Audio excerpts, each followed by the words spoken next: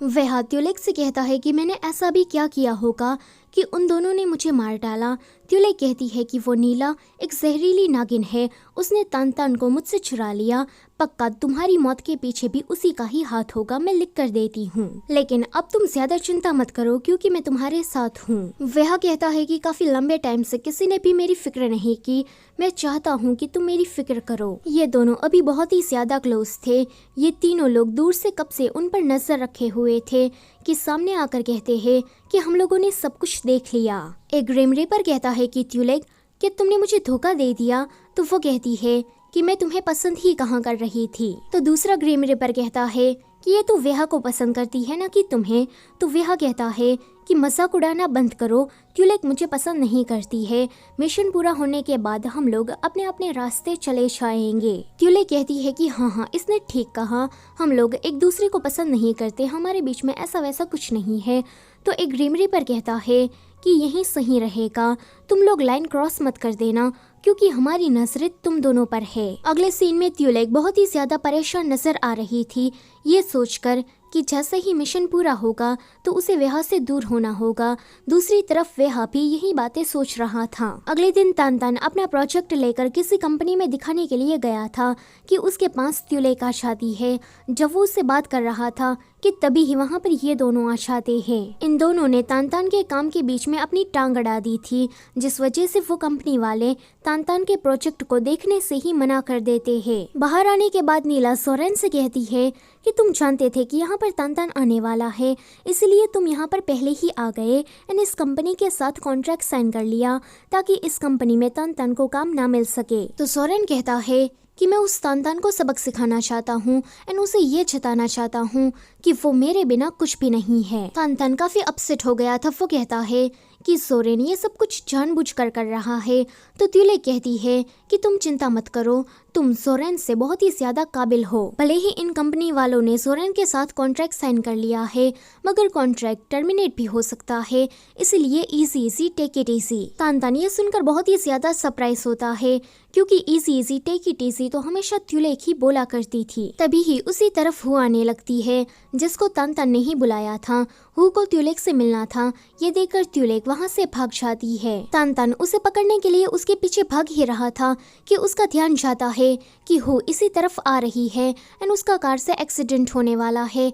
तो वो जल्दी से जाकर उसे बचाता है। आज तानतान ने हु की जान दोबारा बचाई थी, ये देखकर हु का दिल फिर से पिघल जाता है। अगले सीन में तानतान उसके हाथ की मसाज कर रहा था एंड साथ ही साथ में उसे डांट भी रहा था कि रोड पर हमेशा ध्यान देकर चलना चाहिए। हु को तानतान का यह जेस्चर बहुत ही ज्यादा पसंद आ रहा था, मगर फिर वो अपनी फीलिंग्स को कंट्रोल कर लेती है एंड त्युनित के बारे में पूछती है। तो तानतान कहता है कि त्युनित तुम्हें देखकर भाग गई। ये सुनकर वो उसे कन्विंस करने लगती है कि मैं यकीन से कह सकती हूँ कि त्युनित ही त्युलेक है। वो उसे अलग अलग रीजन देती है, मगर तानतान उसकी बात नहीं मानता। वो कहता है कि भले ही त्युनित एक आत्मा हो, मगर वो त्युलेक नहीं हो सकती। त्युलेक वेहा को जल्दी से अपने पास बुला लेती है और उसे कहती है कि लगता है कि हु को मुझ पर शक हो गया है। यहाँ पर हु के हाथ में चोट लगी थी, इसलिए तानतान जैसे ही उसका काम करने के लिए उसका लैपटॉप हाथ में लेता है तो हु जल्दी से अपना लैपटॉप उससे छीन लेती है एंड कहती है कि मेरे सिर्फ एक ही हाथ में चोट लगी है, दूसरा हाथ सही सलामत है, तो मैं उससे काम कर सकती हूँ। वह उसे कहता है कि वो दोनों तुम्हारे बारे में तो बात नहीं कर रहे हैं, इसलिए डोंट वरी। तानतान के वहाँ से जाने के बाद हु जैसे ही अपना लैपटॉप ओपन करती है तो उसमें सिर्फ और सिर्फ तानतान की ही फोटो थी। हु जिस तरह से तानतान की फोटोज को देख रही थी तो त्युलेक ये देखकर कहती है कि क्या तुम तानतान को पसंद करती हो। एक फ्लैशबैक में हमें दिखाया जाता है कि हु हमेशा ही तानतान के फेवर में बात किया करती थी।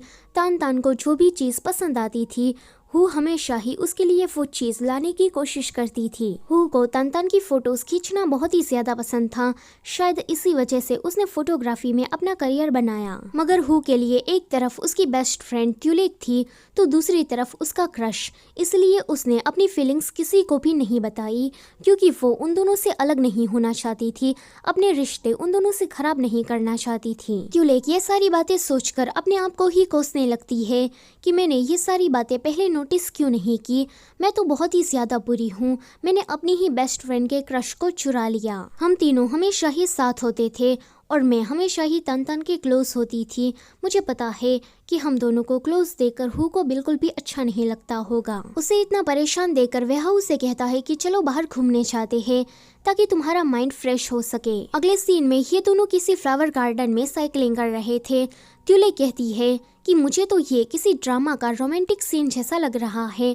तो वो कहता है कि हाँ, फिर मैं कहानी का मेन लीड हुआ और तुम हीरोइन। ट्यूले उसे कहती है कि क्या तुम मेरे लिए थोड़ी देर मेन लीड का रोल करोगे, क्योंकि मुझे ये सब कुछ एक्सपीरियंस करना है। वह इस चीज के लिए मान जाता है। अगले सीन में वो उसे जैसा जैसा करने को कह रही थी वह बिल्कुल वैसा ही कर रहा था, लेकिन वह से ट्यूले के बाल बांधे नहीं जा रहे थे। तो वो कहती है कि तुमने तो सारा मजा ही बिगाड़ दिया। अगले सीन में ये दोनों एक ही ब्रेड को खा रहे थे। वह ट्यूले को अपने इतने क्लोज देखकर बस उसे देखता ही रह जाता है एंड उसके मुंह से निकल जाता है कि मुझे ये ब्रेड नहीं खाना, मुझे तो तुम्हें खाना है। ट्यूले उसे कहती है कि तुम्हें ये लाइन नहीं बोलनी थी, मगर वह तभी ही अचानक से उसे किस कर लेता है। ट्यूले ये देखकर बहुत ही ज्यादा शॉक्ड होती है। वह कहता है कि मैं तो बस ब्रेड खाने ही आ रहा था, मगर एक्सीडेंटली किस हो गया। ट्यूलेक ब्लश करती हुई वहाँ से जाने लगती है तो वह उसके पीछे पीछे आ रहा था। वो उसे कहता है कि अब हम आगे क्या करें। ट्यूलेक उसकी बात का जवाब नहीं देती, मगर वह को तो उसे दोबारा किस करना था, इसलिए वो उसे अपनी तरफ खींचता है। मगर तभी ही ट्यूलेक का पैर उसके मेन पार्ट पर लग जाता है, जिस वजह से उसकी चीख निकल जाती है। अगले सीन में वो मुंह लटकाए हुए बैठा था और वो उसे माफी मांग रही थी कि मैंने ये सब कुछ जानबूझकर नहीं किया, बल्कि एक्सीडेंटली हो गया। यहाँ पर ट्यूलेक को देखकर हमें ऐसा लगता है कि अब उसके दिल में वेहा के लिए थोड़ी थोड़ी जगह बनने लगी है। जब ये दोनों घर वापस आते हैं तो वेहा स्टार्स को देखकर उनके बारे में डिस्क्राइब कर रहा था। ये देखकर वो काफी शॉक्ड होती है। वह खुद शॉक्ड था कि उसे स्टार्स के बारे में इतना कुछ कैसे पता है। वह को इन तारों के बारे में बात करता देखकर ट्यूलेक को अपने उस लेटर वाले दोस्त की याद आ जाती है, इसलिए वो घर जाकर उन पुराने लेटर्स को फिर से रीड करती है। उनमें से एक लेटर में लिखा था कि वो दोनों किसी पहाड़ पर आकर मिलेंगे एंड जहाँ पर साथ में तारे देखेंगे एंड एक दूसरे का चेहरा भी देख लेंगे कि वो लोग कैसे दिखते हैं। ट्यूलेक इससे पढ़कर पहाड़ की तरफ जाने लगती है। उसे यकीन था कि उसे वो लड़का वहीं पर ही मिलेगा, मगर तभी ही बीच जंगल में उसका सामना एक सड़े हुए भूत से हो जाता है, जो कि उसकी एनर्जी को सक करने की कोशिश करता है। मगर तभी ही वहाँ पर वेहा आकर उसे ट्यूलेक से दूर करता है और उस भूत को नरक में भेज देता है। वो उसे कहती है कि क्या तुम मुझे यहाँ पर बचाने के लिए आए? तो वो कहता है कि नहीं, बस मेरे दिल ने कहा कि मुझे यहाँ पर आना है, इसलिए मैं आ गया। फिर वो कहता है कि वैसे तुम यहाँ पर इतनी रात गए अकेले क्या कर रही थी? अगर आज तुम्हारे साथ कुछ हो जाता तो तुम जानती हो ना कि मैं तुम्हारी कितनी फिक्र करता हूँ।